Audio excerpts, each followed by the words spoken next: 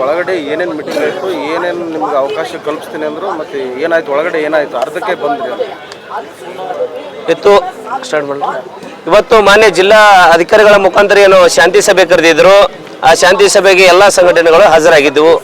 ಆದರೆ ಎಲ್ಲರೂ ಪ್ರತಿಯೊಬ್ಬರು ಕೂಡ 2ನೇ ತಾರೀಕು ಏನು ನಮಗೆ ಪಥಸಂಚಲನ ಮಾಡಲಿಕ್ಕೆ ಅವಕಾಶ ಕೊಡುವಂತೆ ಏನು ಕೇಳಿದ್ದಾರೆ.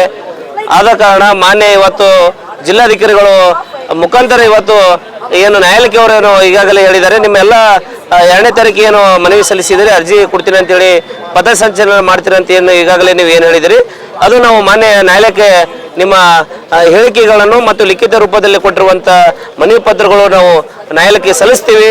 ಸಲ್ಲಿಸಿದ ಮೇಲೆ ನ್ಯಾಯಾಲಯ ಏನು ತೀರ್ಪು ಕೊಡುತ್ತೆ ಅದೇ ನಿಮಗೆ ದಿನಾಂಕಗಳನ್ನು ನಿಗದಿ ಮಾಡಿ ನಿಮಗೆ ಪಥಸಂಚಲನ ಮಾಡಲಿಕ್ಕೆ ಅನುಮತಿ ಕೊಡ್ತೀವಿ. ಅಲ್ಲಿವರೆಗೂ ಯಾರಿಗೆ ನಾವು ಅನುಮತಿ ಕೊಡುವುದಿಲ್ಲ ಅಂತೇಳಿ ಮಾನ್ಯ ಜಿಲ್ಲಾಧಿಕಾರಿಗಳು ಹೇಳಿದ್ದಾರೆ.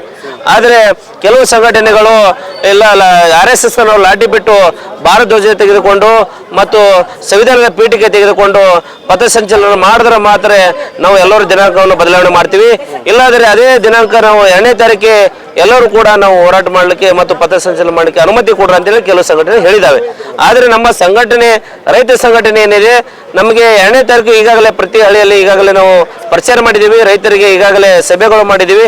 ಹಾಗಾಗಿ 2ನೇ ತಾರೀಕು ನಮಗೆ ಕೊಟ್ಟರೆ ಅನುಕೂಲ ಆಗುತ್ತೆ ಅಂತೇಳಿ ಮಾನ್ಯ ಜಿಲ್ಲಾಧಿಕಾರಿಗಳಿಗೆ ಮನವಿ ಪತ್ರ ಸಲ್ಲಿಸಿದ್ದೀವಿ. ಆದರೆ 30ನೇ ತಾರೀಕಿಗೆ ಏನು ಆದೇಶ ಬರುತ್ತೆ ಆ ಆದೇಶದವರೆಗೆ ನಾವು ಕಾನೂನು ಪ್ರಕಾರ ನಾವು ನ್ಯಾಯಾಲಯ ಅಧಿಕಾರಿಗಳು ಏನು ಹೇಳ್ತಾರೆ ಅದಕ್ಕೆ ನಾವು ಅದರ ಪ್ರಕಾರ ನಾವು ಹೋರಾಟ ಮಾಡ್ತೀವಿ ಮತ್ತು ಪಥಸಂಚಲನ ಮಾಡ್ತೀವಿ. ನನ್ನ ಹೆಸರು ಮಾಂತೇಶ್ ಜಮಾದಾರ್, ಜಿಲ್ಲಾ ಪ್ರಧಾನ ಕಾರ್ಯದರ್ಶಿ, ಕಲಬುರಗಿ.